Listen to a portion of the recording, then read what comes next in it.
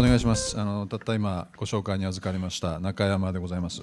今茶の常務理事のお話を伺ってて、今日の面談ですね、アポ、それから明日のアポの濃密さを聞いて、今の安倍政権とアメリカの保守主義運動ってのは非常に親和性が高いんだな、これオバマ政権に見つかったら大変なことになるなと思いながらちょっと聞いてたところがあるんですけど、今日本ではそのアメリカの外交、もしくはそのアメリカの国際社会との関わり方について相当この大きなやっぱり疑念みたいのがやっぱり生まれてきているところがあると思うんですね。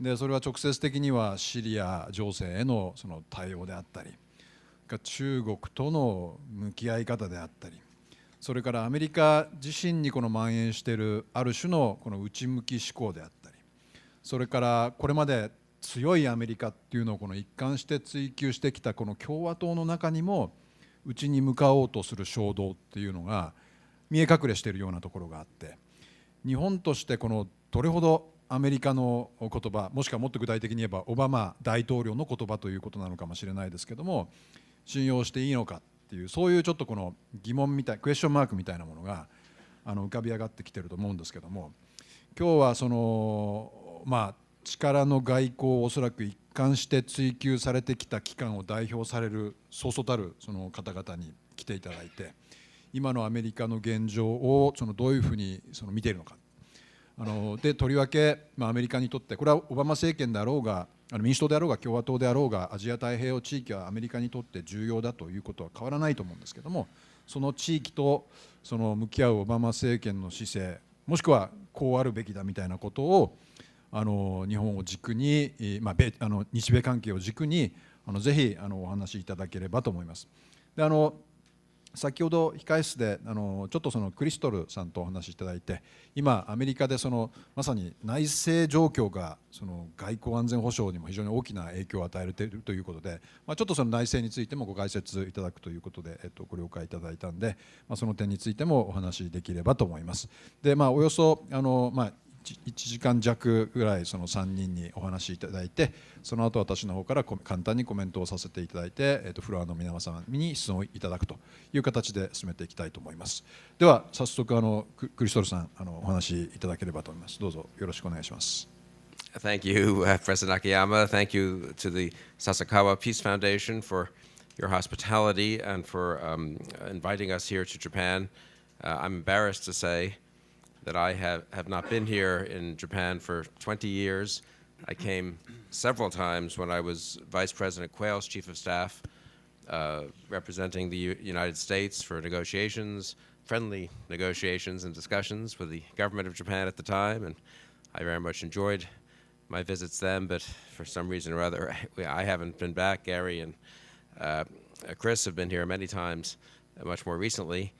So I was looking forward to coming to Japan to learn about what was happening here, but I was told I also had to say a few words to justify my presence here. So I will be brief and let my colleagues who know more than I do about the details of U.S.-Japan relations and U.S. foreign policy in Asia speak. And as I say, I very much look forward to the discussion also to learn how things look to you.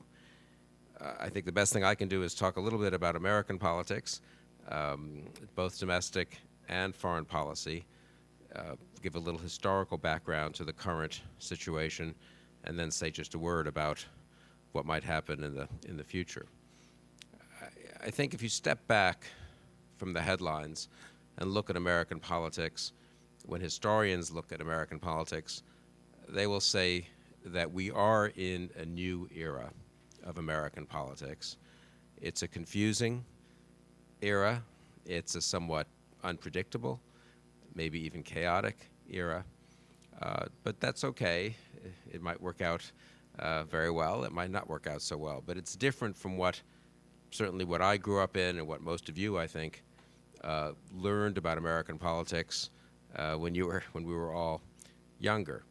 I think when historians look back, they'll say that from about the mid-1980s, the middle of President Reagan's administration, all the way through to the middle of the last decade, 2005, 2006, So let's say from about 1986 to 2006, American politics was actually quite stable.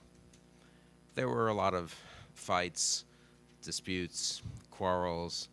Bill Clinton was impeached, Newt Gingrich came and fell. There was the Bush-Gore controversy in 2000. But if you step back, public policies were reformed in the first few years of the Reagan administration, from about 1981 to 1983 or 84. And after that, really for about 20 years, policies were debated within pretty narrow limits. There was a consensus. No one wanted to go back too much to big government liberalism. No one wanted to go much further in the direction of smaller government conservatism. Reagan's reforms were accepted. This first Bush administration from 1989 to 1992, and then Clinton for 8 years, and then Bush, the second Bush administration, the younger Bush. Really, they didn't change fundamental policies much, if at all. I think if historians looked at American public policy, domestic policy, from 1986 to 2006, they would notice welfare reform in 1996, which kind of finished some of the work of the Reagan administration. They would notice some important reforms at the local level, what Mayor Giuliani did in New York with crime, for example. But basically, the debates were within very narrow limits. Should taxes be 35% or 38% on the wealthy? Should the budget be, this high or this high? But really, not big fundamental debates. There was kind of a consensus. Economists talk about the great moderation in economic policy, and similarly in public policy in general. And it's true of the political parties as well. They fought bitterly, but within very narrow limits. The parties were evenly balanced. The Republicans won the presidency at first, and then Democrats won the presidency in '92 with Clinton, but then Republicans won Congress in '94 and held Congress for most of the next 10, 12 years. Very, very close presidential election in 2000, another close presidential election in 2004. It was evenly balanced politics, and pretty stable beneath all the surface turmoil. Then that broke open, that changed in 2006. Voters were tired of Republicans' control of Congress. They didn't like the conduct of the Iraq War. The Bush administration didn't do a very good job, or a good job at all, on Hurricane Katrina. There was a general sense that the Republicans were exhausted by then. And Democrats won a big victory in 2006. Democrats won both houses of Congress for the first time since they had lost them in 1994. And that was a surprise, actually. People who had gotten used to the old system for the last 10, 15 years thought, well, our elections don't change much. The preceding congressional elections, there had been very little change, very little variance between results. One party would win 2 Senate seats or 5 House seats. And then suddenly in 2006, the Democrats picked up, I don't remember, I think 8 Senate seats and 30 House seats or something, and took control of both bodies. And then in 2008, Democrats won a second big election victory. President Obama won the presidency, the first Democrat to win such a high percentage of the popular vote since Lyndon Johnson in 1964. Democrats picked up seats in both the House of Representatives and the Senate. They had huge majorities, 59 and then 60 senators, big majorities in the House. And it looked like we were in for a new moment of big government liberalism, liberal dominance. People wrote books about how the Republican Party was over, was finished, conservatism was dead, etc. And then in 2010, there was a huge reaction. And the Republicans won their biggest off-year victory in American politics, probably in 80 years. They won 63 House seats. They almost took back the Senate. There was a huge repudiation of Obama. Republicans won even at the state level and the state legislative level. It's very rare in American politics. Maybe Japanese politics is more volatile. It's very rare in American politics to have 3 elections in a row with such big swings, such big changes. American politics usually moves much more incrementally, much more slowly.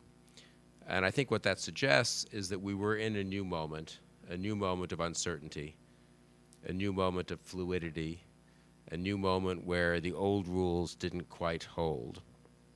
And I think that's true. The debate suddenly became much bigger.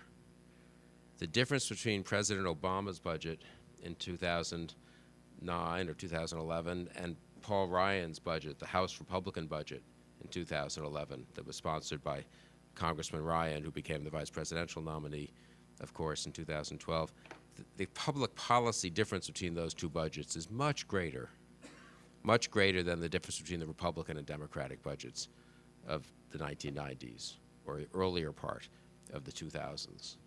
The arguments about public policy became much more fundamental, partly because we had a big deficit, partly because of the crisis of 2008. Some of the old answers seemed to be discredited, and the question was, should America go to the left? Should America go to the right? Should America go in some different direction? But the old consensus defended by the elites of both parties was somewhat discredited from 2006 on. And you can see that politically. For the first time in about 30 years, there was an actual upset in the presidential nominating process. Someone who was not favored by most of the establishment, Barack Obama, defeated the favorite of the establishment, Hillary Clinton, in 2008. If you look back at the preceding elections, usually the consensus candidate, the establishment candidate, would win. Bush, Kerry, Gore, Bush in 1988, even Bill Clinton in 92. And suddenly Obama upset Clinton in the Democratic primary and won the election in 2008. And then on the Republican side, there was an equal kind of upset, not at the presidential level, with the rise of the Tea Party in 2009. And suddenly Republican senators were facing challenges in primaries.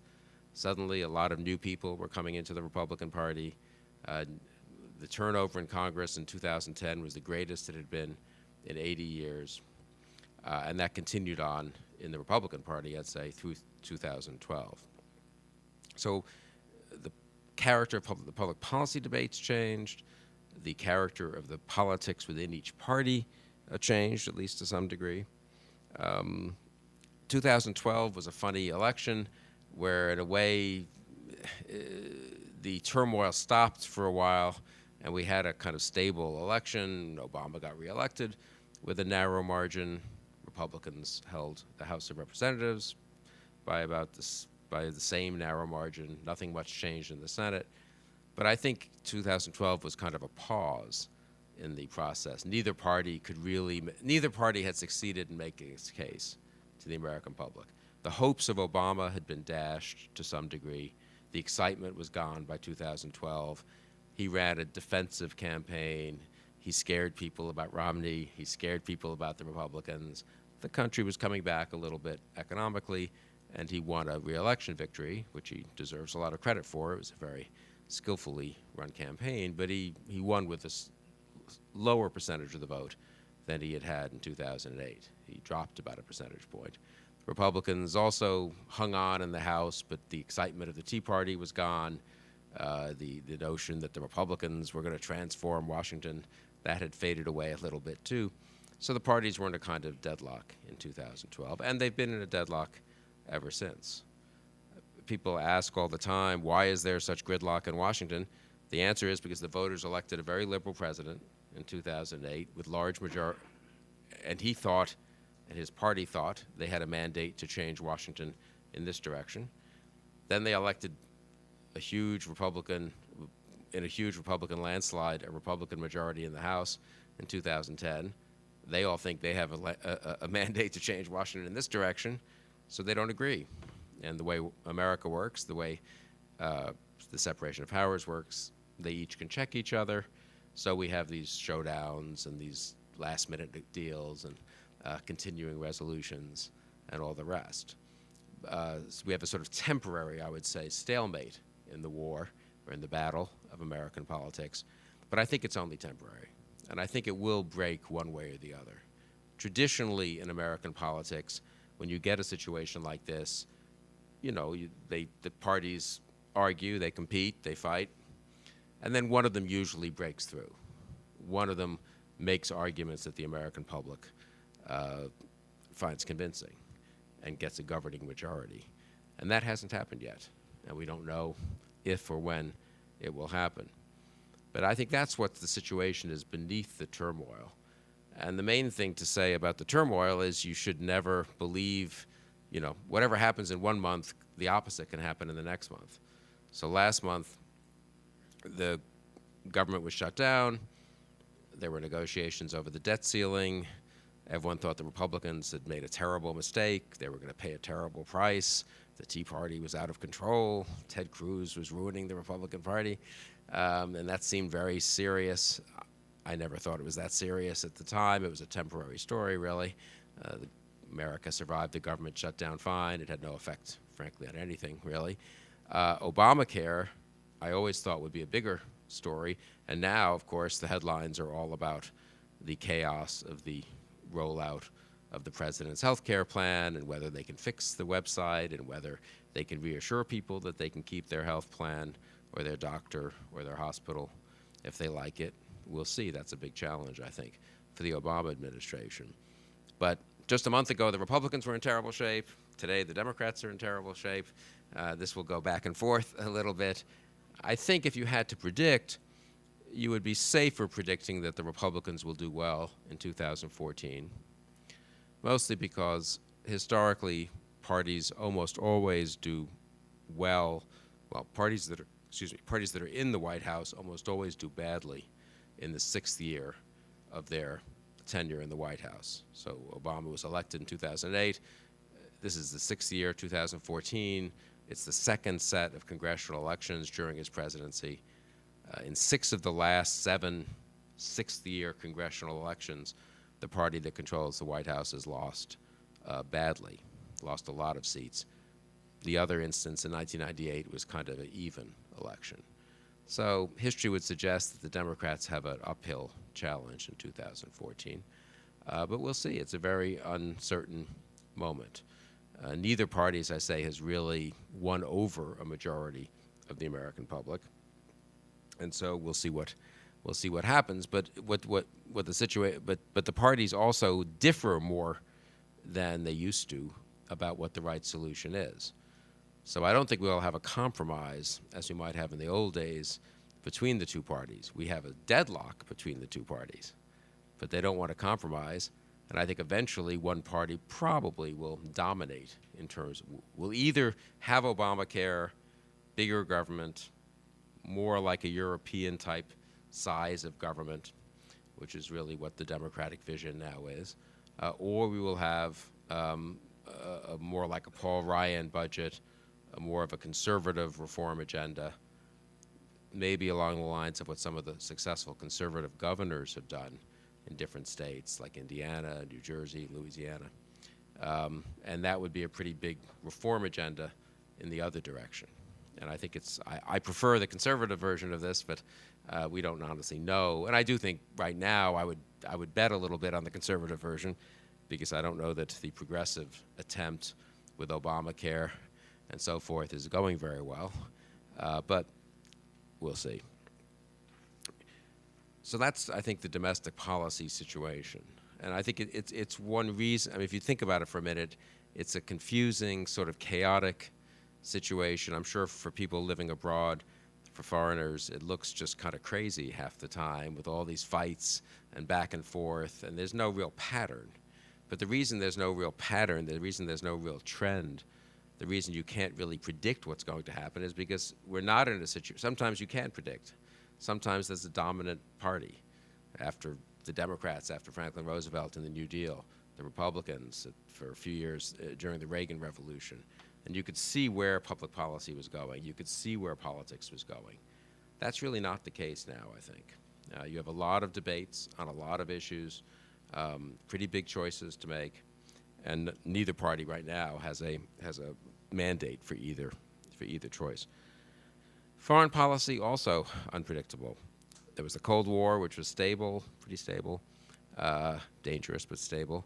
The 90s, the 1990s, which my friend Charles Krauthammer described as a holiday from history. We pretended that war was over and we could just have a happy future of trade and whatever. The end of history. The end of history ended on September 11th, 2001. And since then, we've been in a very tumultuous foreign policy situation, especially in the Middle East, obviously, we went into Afghanistan, we did very well. We went into Iraq, we did well at first, then we did badly, then we did well again with the surge. Then Obama got elected, we decided not to stay in Iraq, and now it doesn't look very good there. Afghanistan was the good war, then everyone got tired of that war, and now we're pulling out. We'll see what happens. Now we're having a huge debate about the Iranian nuclear program. I mean, it's a very tumultuous time, obviously, in foreign policy. And I think it's tumultuous, again, within the parties, not just between the parties. The Obama administration really is different in foreign policy from what the Clinton administration was in the 90s. Obama's hopes, certainly the Cairo speech that President Obama gave in 2009 was a very utopian, I would say, vision of American foreign policy and of what the world could be like. I think they've retreated a little bit from those utopian hopes, but we are cutting the defense budget quite a lot. We're retreating from different parts of the world. President Obama is very wary of the use of American force. The American public, as people keep saying, is war weary, tired of war. So we'll see where that goes, you know. And we'll see whether the Democratic Party continues to go in that direction or whether there's a reaction to it. On the Republican side, the Republicans were once the party unambiguously, really, of national strength, of strong defense. The Reagan, Bush, McCain party. That's been challenged in recent years. I think this dominant strain remains the strong internationalist strain, but there is more of an isolationist strain as well.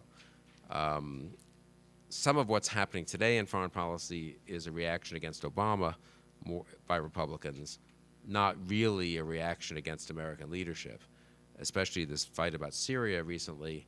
I think where conservatives objected to supporting the president on Syria, that was more of a lack of faith in the president than a lack of belief that America should lead, though in this case they might have come to the same thing.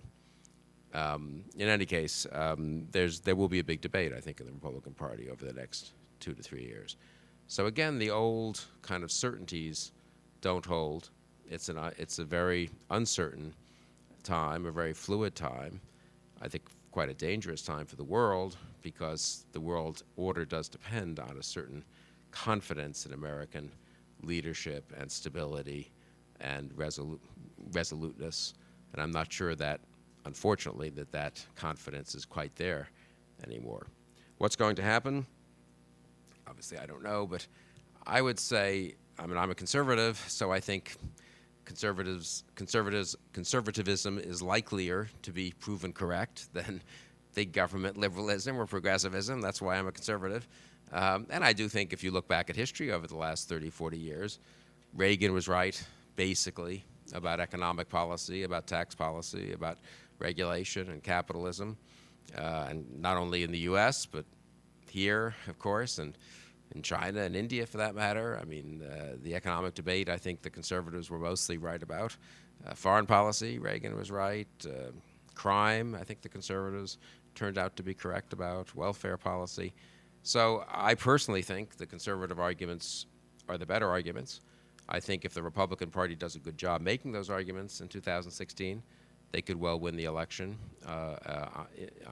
and take the country in a conservative direction on domestic policy.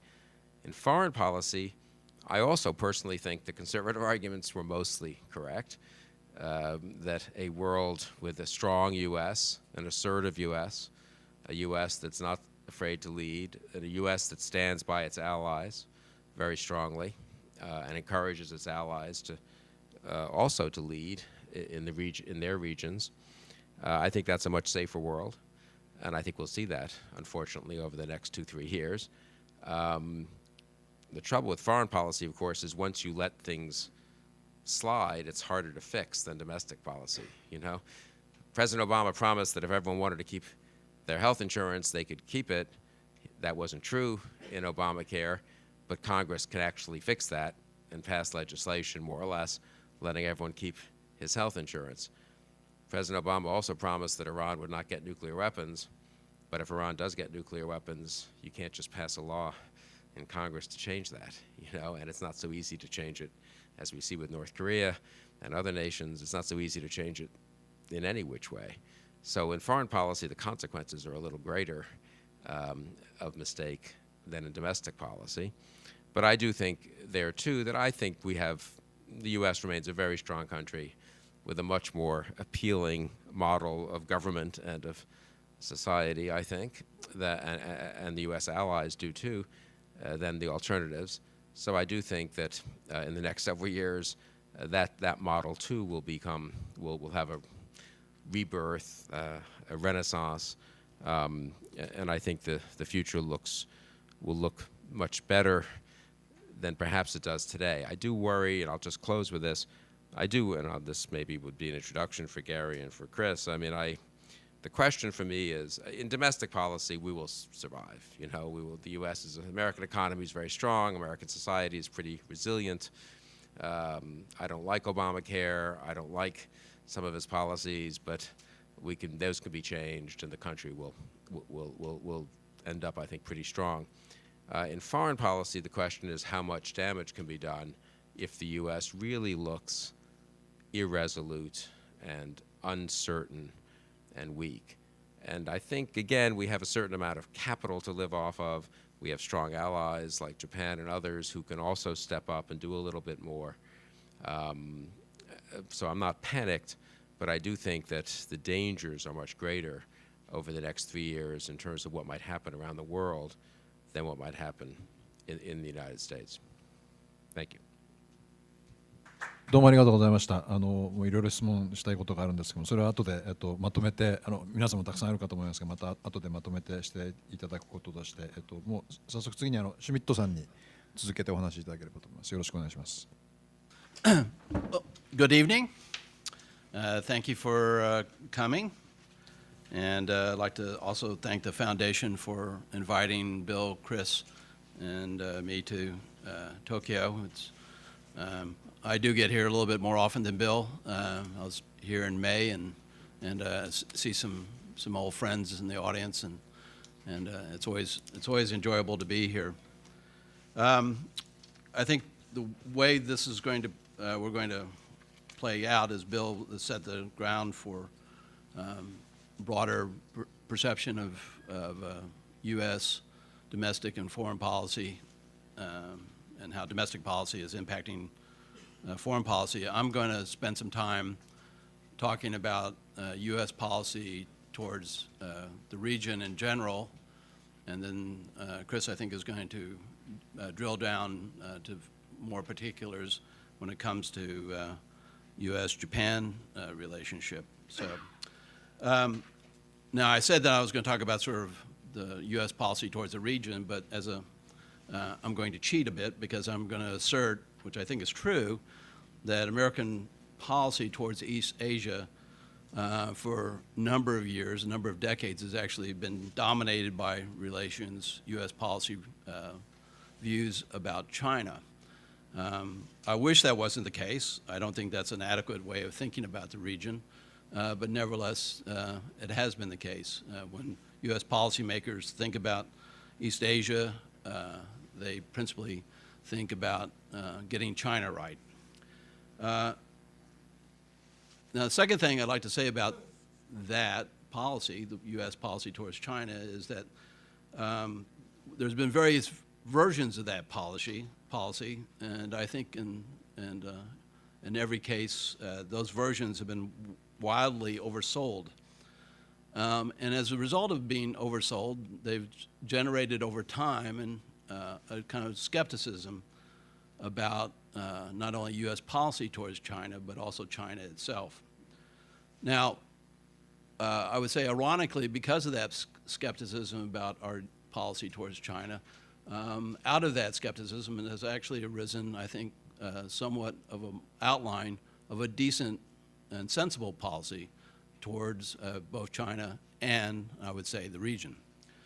So let me begin by noting that it's 40 years ago, 4 decades ago, that the U.S. policy towards China took a radical turn, which is during the Nixon and Kissinger years, there was a decision to reach out to the PRC, and so that opening to China, of course, was quite remarkable in terms of U.S. history of foreign policy.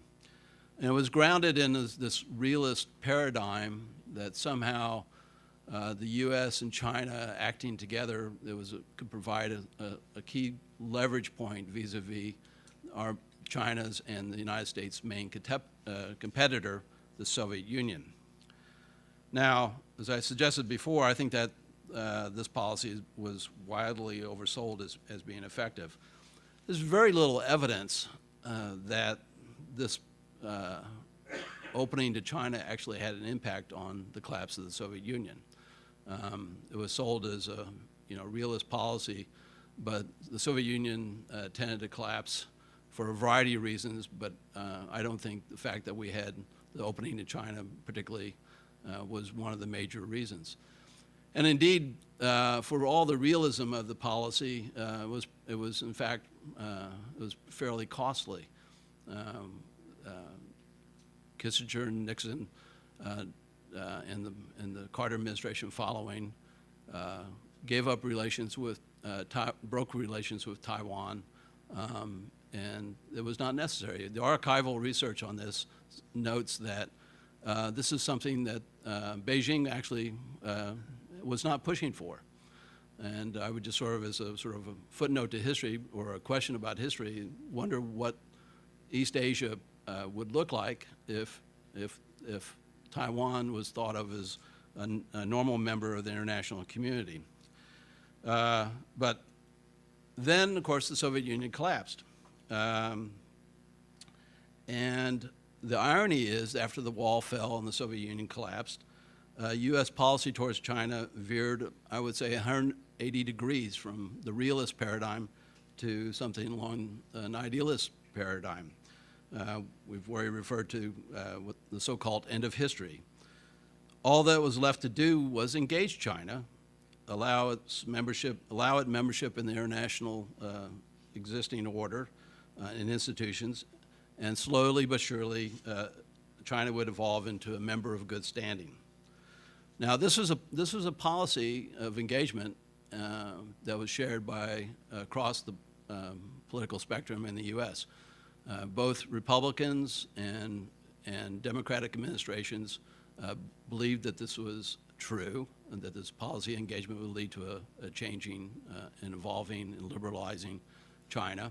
And it was certainly true in that key moment when, as you saw in the vote to let China into the World Trade Organization, that was a vote in Congress that was supported by both Republicans, conservative Republicans, and liberal Democrats. And so there was this large consensus in the United States about our policy towards China, which again was engage, and eventually China itself will become more like the rest of the major powers, that is liberal and democratic. Now, by 2005, the efficacy of this engagement effort, I would say, was coming into doubt. You saw it both in public opinion, but you also saw it in scholarly journals and writings. Sinologists in America who had been extremely positive about where China was headed, you started to see articles and you saw books which suggested that perhaps this wasn't working out as they had expected.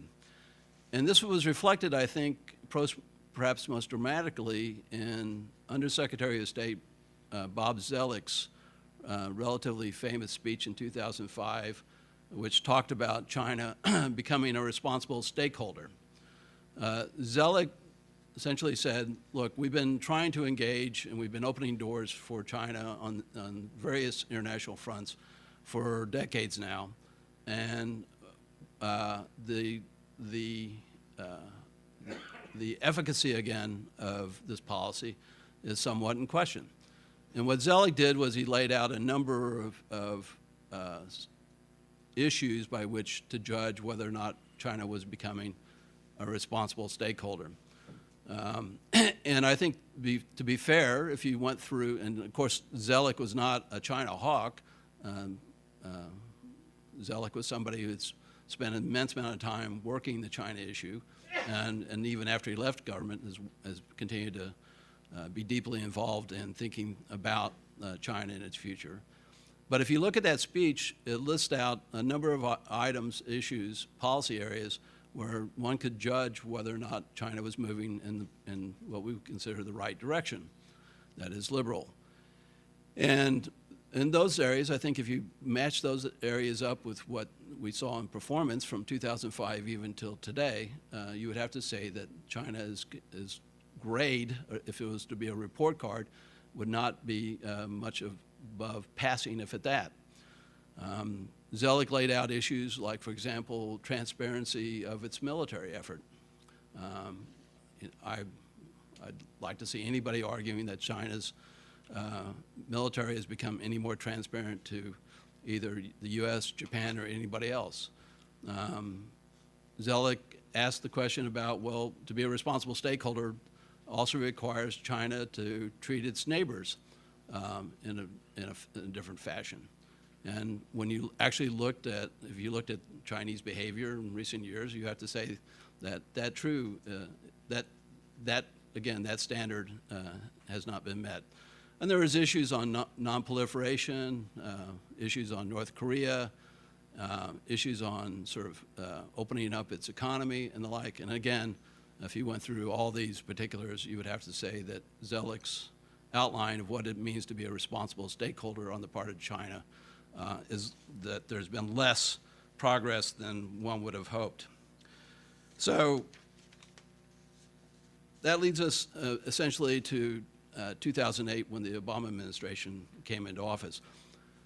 Now, both Chris and I and Bill all have had friends that were senior officials in the Obama administration, and they knew perfectly well when they came into office that there had been this difficulty with the China policy, that the results promised by the policy of engagement wasn't as much as one would have hoped.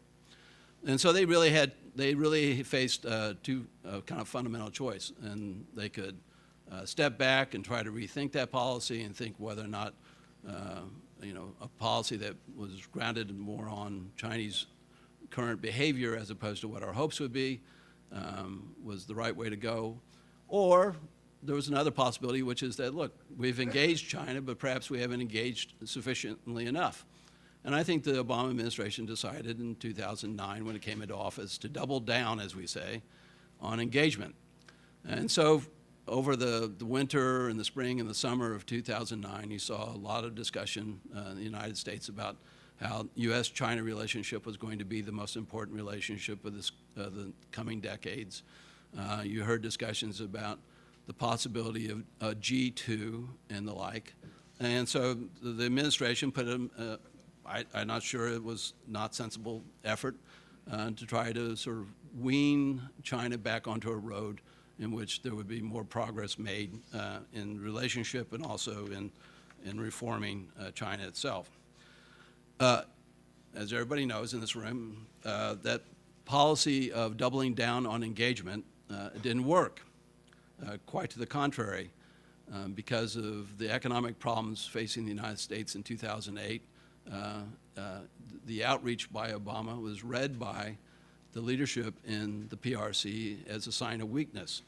And instead of actually relations becoming better, relations actually became worse as China became more aggressive, particularly in the neighborhood. Now, stepping back and asking what was wrong with the Obama approach, I think there were two fundamental things. There's lots of minor things, but I think there were two very large issues that suggested that the policy wasn't going to work out. The first one was that the engagement premise was that both China and the United States had a lot of common interests, that we had a common interest in the environment, we had common interests in terrorism, we had common interests in economic growth, etc. We had a common interest in having North Korea behave itself. And so there was this list of things that I think reasonably enough you could say that, yeah, China has that interest in that policy just as much, not just as much, but the same as the United States. But there's the difficulty. It isn't just as much. While there may be overlapping interests, that doesn't equate with the priority of interests. So, for example, when the Obama administration and President Obama goes to Copenhagen for an environmental summit, the Chinese basically stiff him on this issue. It's not because the Chinese don't believe they don't have an environmental problem. It's that they care more about economic growth than the environment. So even though there was this common interest, the difference in the priorities of the interests led to this disagreement about what should be done. Then the second thing that I would say that sort of is missing from the Obama engagement policy of 2009 is something sort of very large and very basic, which is that interests aren't the only reason why states behave the way they do. States also have ambitions, just like individuals. And I think the reality is China has very large ambitions, and that the Obama administration was being somewhat naive about the fact that China was only being driven by interest. Now, that doesn't mean that China doesn't have interests. I mean, an argument's been made, and it's a very sensible one, which is that China has benefited from the current international order, and so why would it disrupt that order? Because it's allowed itself to grow both economically and politically and diplomatically. It's also allowed it to gain resources for its military. So why upset things when things are going so well? But that analysis always presumes that, again, that interests are going to take priority over people's ambitions or a country's ambitions. And in this regard, this is, I don't know, about a month or so ago, I happened to be reading some material because 2014 will be the 100th anniversary of the start of the First World War. And I was been looking at some recent histories of German and Imperial Germany and British relations before the First World War. And I ran across this very illuminating cable that had been written by the Austrian ambassador, the long-serving Austrian ambassador to Berlin, back to his capital in Vienna. And his, I can't quote it from memory, but the core of the cable is a discussion about where Germany's headed. And he spends the first half of the cable essentially outlining the fact that Germany has risen in power, and it has done so on the backs of the fact that there's this kind of global order that the British are able to protect because of their naval power. And that, in fact, it's in Germany's interest, and the Germans know this, not to upset that order because that very order has allowed them to progress to where they are today. And that's the core of the cable. But then towards the end of the cable, he says, but you know, the truth is, it's hard to say to the Germans that, and it's hard for the German politicians to say to the Germany as a whole, that they shouldn't be the dominant power, that Germany itself has ambitions. And he concludes by saying, it's an open question of whether or not these ambitions will overtake German interests. So again, I'm not suggesting we're headed for another world war or anything like that. The only point being here is that this is a classic example of where interests and ambitions coincide, and it's never very clear about which of those is going to dominate. But again, I think one of the failures of the Obama effort was, in fact, not to recognize that Beijing not only has interests, but it also has ambitions.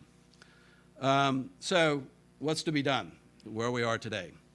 The irony is, I think the Obama team has laid out a pretty decent game plan since then for more realistic policy not only towards China, but also towards the region.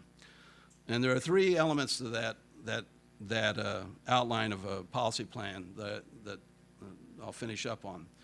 On the first one, on the military front, they've called for a rebalancing of our military capabilities into the region with an increased capacity for both presence and deterrence. The second element of that game plan is the Trans-Pacific Partnership, the regional free trade agreement among the 12 Asian Pacific states. And the third one is the diplomatic effort the administration has put forward. It's sometimes said that in Asia, soft power means showing up. And to the Obama administration's credit, for most of the time it's been in office, it's done a very good job of showing up in all the regional forums and the like until just recently. And so you have these three elements. You have military, economic, and diplomatic. And I think, in fact, again, faced with the reality of Chinese behavior, the administration has put forward a fairly sensible way of thinking about both China and the region. Now, but it's one thing to have a game plan. It's another thing to carry it out. On the first side, as Bill alluded to, while it's useful to talk about rebalancing our military to Asia to reassure and deter, it's very difficult to do those things and do them well. At the same time, you're cutting the defense budget as much as we've been doing. So there's a real question about whether the rebalancing can take place in a way that's both reassures our allies, but also deters aggressive behavior by others, whether it be North Korea or Beijing. There's the Navy, U.S. Navy, for example, likes to say that they're moving, historically 50% of the fleet's been in the Atlantic half of the globe, and 50% of the fleet has been in the Pacific. And they've been suggesting that they'd like to move that percentage, make it 40% in the Atlantic end of things, and 60% in the Pacific and Asia. I think they'll achieve that, or they've already almost achieved that. The difficulty is that does a little good if the whole size of the fleet shrinks. So 60% of something much smaller is not an improvement over the 50% if the fleet is much bigger. So again, a question about the sustainability of the rebalancing given the budget realities. On the Trans-Pacific Partnership, I do think the administration is making a serious effort to try to carry this out and to get an agreement. And I think they understand, and I think the region understands, this is not just about economics, but the Trans-Pacific Partnership is also a strategic matter. It's a way of deepening the liberal economic order in the region in a way that reduces the pull of a growing Chinese economy. And I think the administration is quite serious about it. The difficulty they're going to face is that when they do actually get an agreement, if they can get one, is that you'll have a president who may be quite weakened politically, and he's already in his last term, and as we say, he's in a lame duck status. And it's not clear, given the difficulties he's having domestically with Obamacare, that the rank and file of the Democratic Party will necessarily want to agree to another free trade agreement when, from their perspective, it's a problem for their electoral viability in their various constituencies. So again, TPP is a good idea. The question is whether it can be carried out. And then finally, on the diplomatic front, again, I think the administration deserves credit for the amount of effort they've put into the region. The only thing I would add there is that I think they're missing a little bit of what is possible, which is one of the things I think that's gone missing in the discussion about the region, and particularly focusing on China's rise, is at the same time that China has been rising, the reality is that the number of population living in democratic and liberal societies in this region is now larger than any other part of the globe. So there's an opportunity here to draw on the fact that there are increasingly stable liberal and democratic states in the region in a way that should give us more confidence about our ability to act together and provide the kinds of public goods, freedom of the seas, humanitarian relief, electoral support, and the like, in ways that I don't want to suggest ape or isn't. We're not trying to duplicate NATO. We're not trying to duplicate the European Union. But there's a lot more that can be done regionally among the democratic states, the liberal democratic states here, than I think that the administration has taken advantage of. So again, so I think the good news in general is there is a game plan that the United States has for the region, I think, which is sensible. The bad news, it's an open question about whether we can carry it out effectively.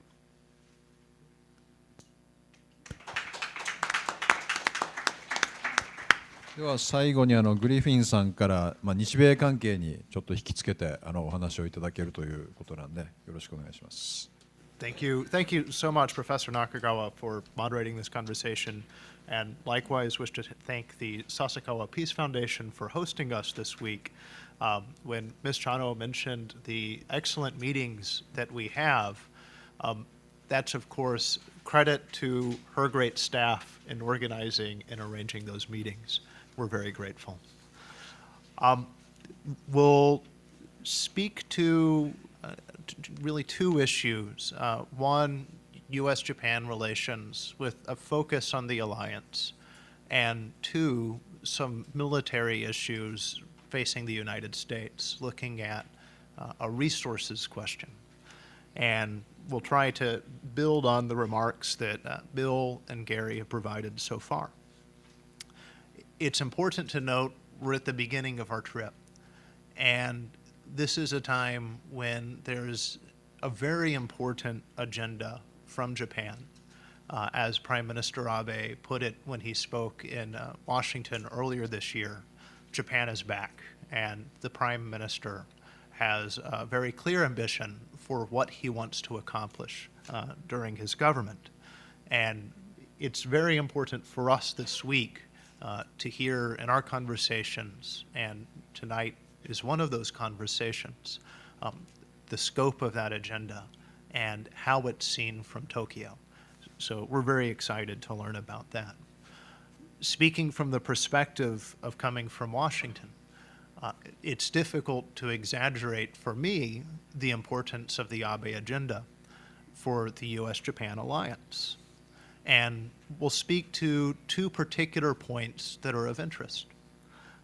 First, the effort to create a National Security Council.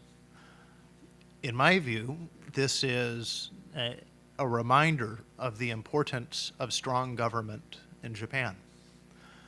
The last time I was in Tokyo was in 2008, when I was working on a report with a colleague then at the American Enterprise Institute, Michael Lauslin. And 2008 was a period that extended until very recently of a series of short, relatively weak governments in Japan. And looking forward to a long period, perhaps, of political stability and a strong government, it's clear that having a National Security Council will be just another tool that a strong government can use. And whenever there's a strong government in Japan, you can see great progress in the U.S.-Japan alliance. Second point is the pending debate on the question of collective self-defense in Japan. Once again, from the American perspective, this debate will be of great interest to watch, and it's particularly important because of its implications for efforts to update the U.S.-Japan defense cooperation guidelines. That when we think of what our two militaries can do together as part of the alliance, finding an answer to this foundational question of what role for the Japan Self-Defense Force is terribly important.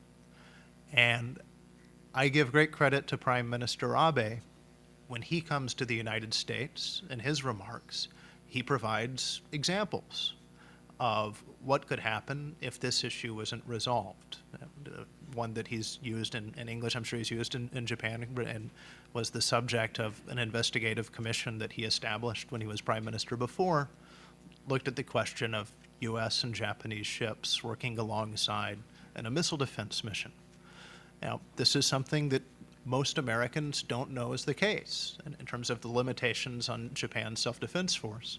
And we hope that would never be tested in an actual combat situation. So we'll just point to the importance of resolving those issues before they're ever put to the test.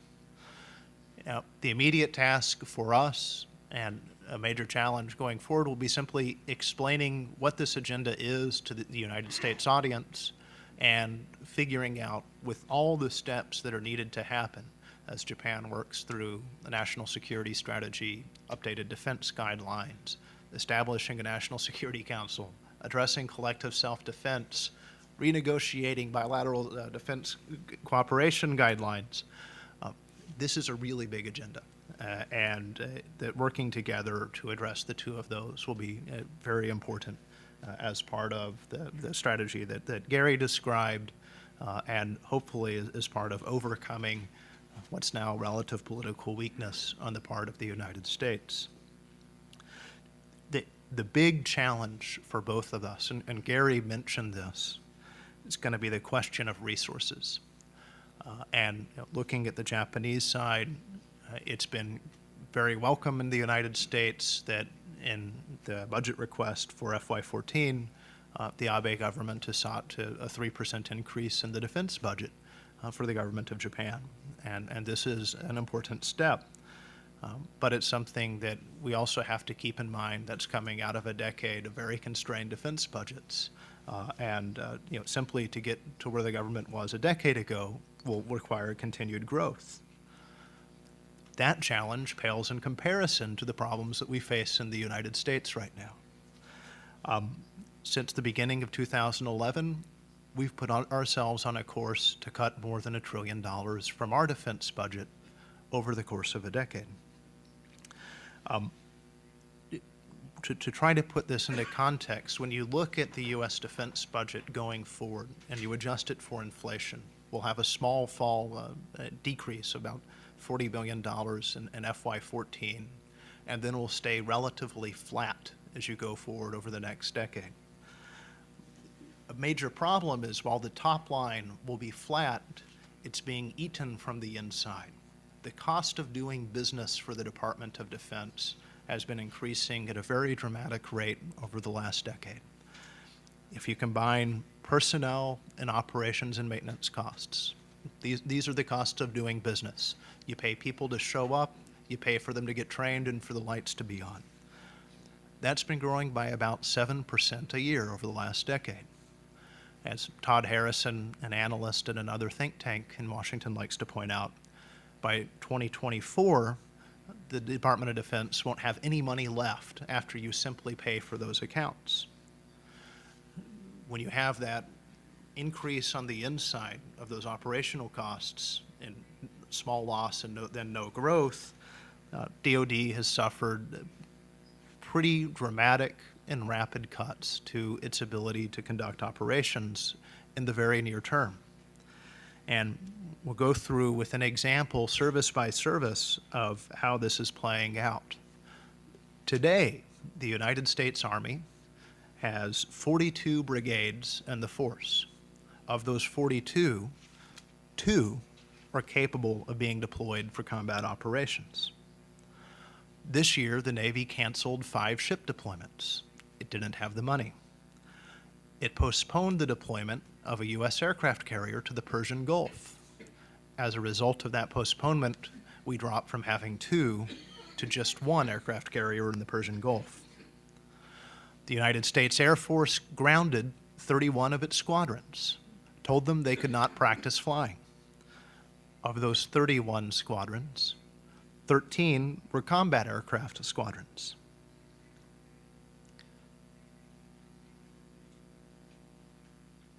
The United States Marine Corps has been cutting the funds it used to train troops at home and shifting those funds for operations in Afghanistan. Across the board, when you have these cuts, you lose readiness, the ability to fight. As a simple analogy, if any of you exercise, you can exercise every year of your life. Take 1 month where you don't exercise and you eat everything you want and see what happens.